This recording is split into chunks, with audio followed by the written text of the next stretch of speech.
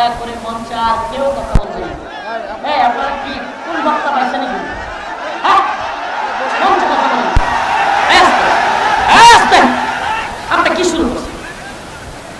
আপনারা মঞ্চে আরেকটা কথা বলবেন না। একজন আরেকজনের কানা ঘুষা, একজন আরেকজন সেলফি তোলা, এটা ডিস্টার্ব হচ্ছে। এই বাবা প্লিজ, প্রোগ্রামে কিন্তু অন্যান্য জায়গায় লোক হয় না এমন না, আপনারা বগুড়া শেষ করেই হয়েছে এমন না, কিন্তু দয়া করে একটু নিজেদেরকে আবেগটাকে নিয়ন্ত্রণ রাখতে হবে।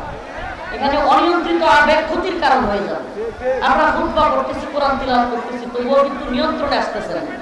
তা আমি অল্প সময় দিব, অনেক দূর থেকে। আপনি জানেন আমি কি আমার অবস্থা শুনবেন? গতকালকে সারা রাত টাইমের প্রোগ্রাম করে ঘুমাই নেই। সকালে হাজিরা ছিল করবে, সকালে ঘুমাইতে পারিনি, করে গিয়ে করে রয়েছি। আলহামদুলিল্লাহ 4টা মামলা থেকে, হাসিনার জুলুম থেকে আল্লাহ মুক্তি দান করছে। 4টা মামলায় খালাস পাইছি। তো কিন্তু এই যে ঘুম নাই, খাওয়া নাই, আজকে গোসল নাই, এই রাত্রে প্রথম একবার ভাত খেয়েছি, তাও কি ওই যে সিরাজগঞ্জে প্রোগ্রাম করে। তো এইভাবে আমরা আসি, তবুও যদি আপনারা ডিস্টার্ব করেন, মনে কষ্ট নিচ্ছেন, কিন্তু আমাদের দমক দেওয়া ছাড়া উপায় থাকে না। এত বেশি বিরক্ত করে কোরআন তিলাওয়াত করতেছি, খুতবা করতেছি, তবুও চিৎকার করতেছে। দেখাটা মুখ্য উদ্দেশ্য না। কথাগুলো শুনেন, কথাগুলো শুনেন। আমাদের শত্রুর অভাব নাই, আমাদের শত্রুর অভাব নাই। হাসিনা চলে গেছে, কিন্তু হাসিনারে যারা রাখছিল এদের ষড়যন্ত্র এখনো বন্ধ হয় নাই। এই ভারতের প্রেতাত্মারা, তারা এই পাগলের দলের মাথা খারাপ হয়ে গেছে। হাসিনা ছিল এদের পুতুল, এখন পুতুল যখন চলে গেছে এদের মাথা গেছে খারাপ হয়ে। এখন এরা আমাদেরকে বন্যা দিয়ে মারতে চায়, এখন ছাত্রলীগকে লেলায় দেয়, এখন ছাত্রলীগ নিষিদ্ধ, আনসার লীগকে লেলায় দেয়। বিভিন্ন সময় এদেশকে অস্থির করার জন্য বিভিন্ন ষড়যন্ত্র হচ্ছে। তো এগুলো থেকে আমাদেরকে সজাগ থাকতে হবে। এখন পাগলের সুখ মনে মনে, কাগজ ওরা টাকা গুনে, একটা কথা আছে না? কথা বুঝেন নাই মনে হয়? পাগলের সুখ মনে মনে, কাগজ ওরা টাকা গুনে। তো এরা এখন ডোনাল্ড ট্রাম্প নাকি ক্ষমতায় আইছে, এখন তারপর হাসিনা বুবু আবার আয়া বলবো। এটা কথা মনে রাখবেন, যদি কোন জাতি সম্মিলিত ভাবে কোন জালিমকে শহীদের মিছিলের উপর দিয়ে বিতাড়িত করে, ট্রাম্পের বাপেরও ক্ষমতা নাই এদেশে আবার হাসিনাকে বসায়। ট্রাম্পের বাপেরও ক্ষমতা নাই ওই জালিমকে আবারও। আরে এই জালিমকে, ওই জালিম তো ক্ষমতায় ছিলই, বসাইতে হবে কেন? এই র্যাব, পুলিশ, বিজিবি সব নিয়ন্ত্রণ, সব কিছু মিলেও রাখতে পারছে। এখন কি আমেরিকার বাহিনী রাখবো নাকি পারে?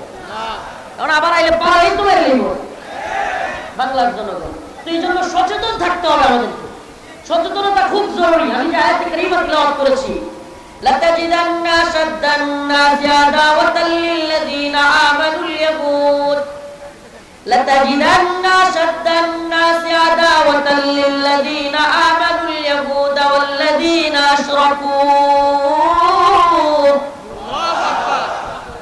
আল্লাহ রাব্বুল আলামিন বলেন, ও পৃথিবীর মুসলমান, জেনে রাখো পৃথিবীতে তোমাদের শত্রুতার জন্য সবচাইতে অগ্রগামী যে দুইটা দলকে পাবা, লাতাজিদান্না শাদ্দান নাস আদাওয়াতাল লিল্লাযিনা আমানুল ইয়াহুদ।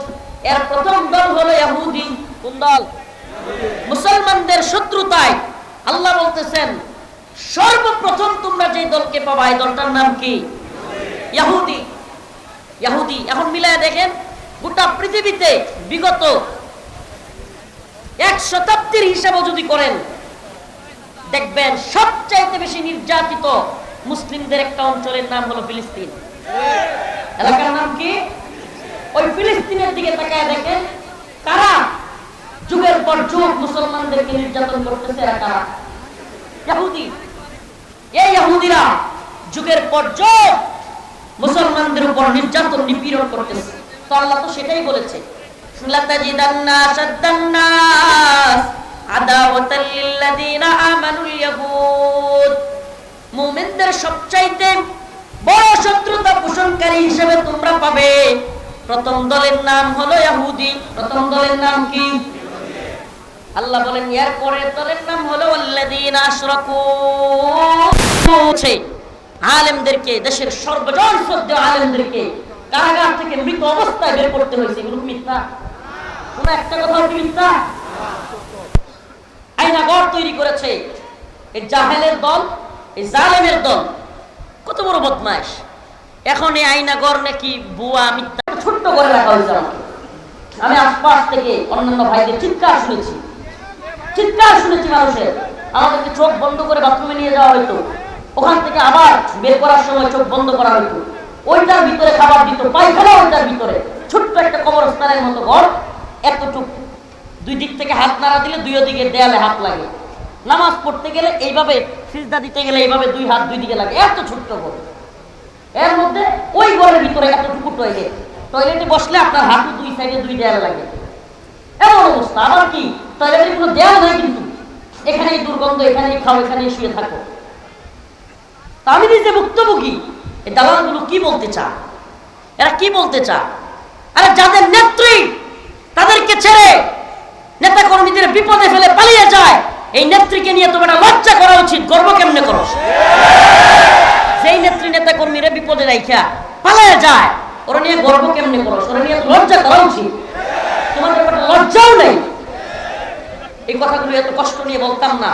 আজকে ইন্ডিয়ার হিন্দুত্ববাদী দালাল এই এজেন্ডা বাস্তবায়নের জন্য আমি আজকে অসংখ্য মিডিয়ার সামনে, কতগুলো মিডিয়া বাংলাদেশের মেইন স্ট্রিম এই কথাগুলো বলে আসছি, একটাও প্রচার করে নেই।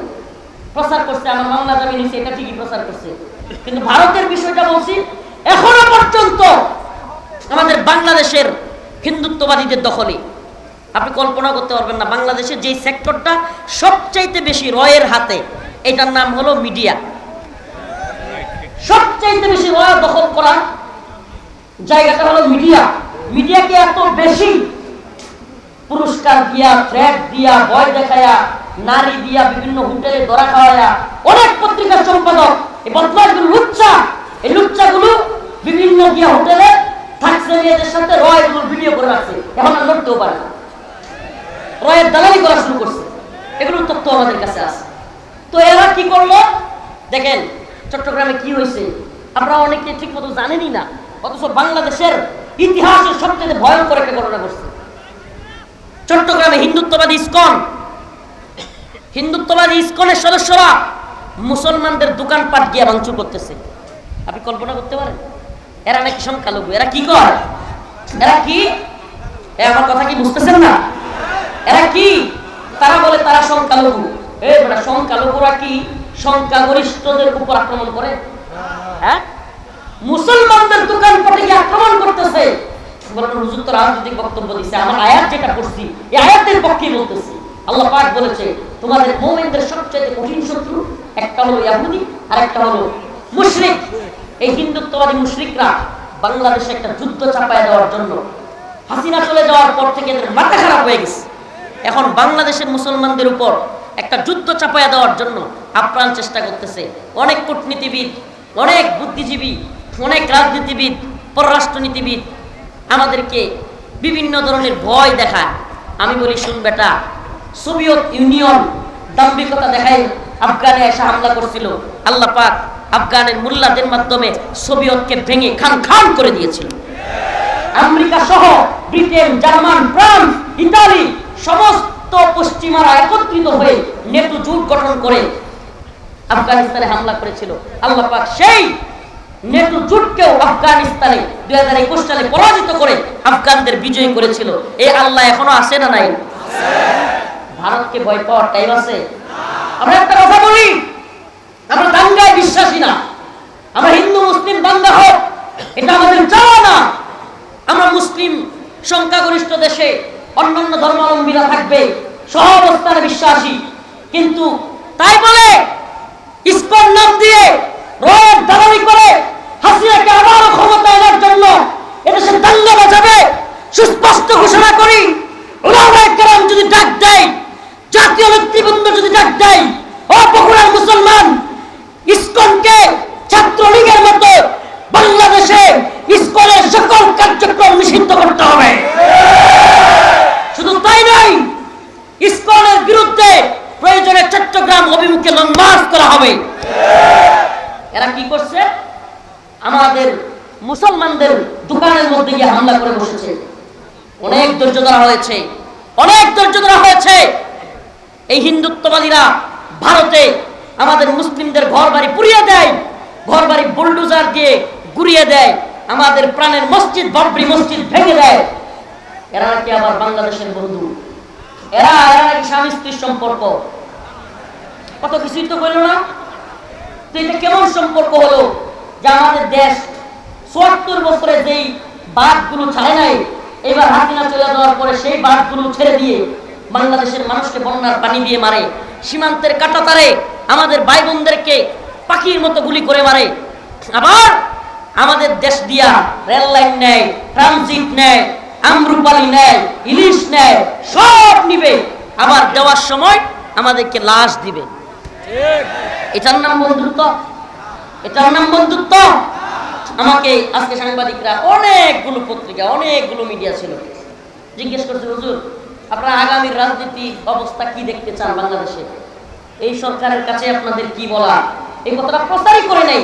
আমি বলে আসছিলাম, এই সরকারের কাছে আমাদের কথা, আপনারা শত শত লাশের শহীদের আমরা ধারণা করি, আল্লাহ পাক জালেমের বিরুদ্ধে যারা শহীদ হয়েছে, নিহত হয়েছে, আল্লাহ পাক তাদেরকে শহীদ হিসেবে কবুল করুন। শত শত লাশ কিংবা শহীদের লাশের উপর দিয়ে, স্তূপের উপর দিয়ে আপনারা ক্ষমতায় এসেছেন, আপনাদের প্রতি জাতির প্রত্যাশা অনেক। কিন্তু এটা মনে রাখবেন,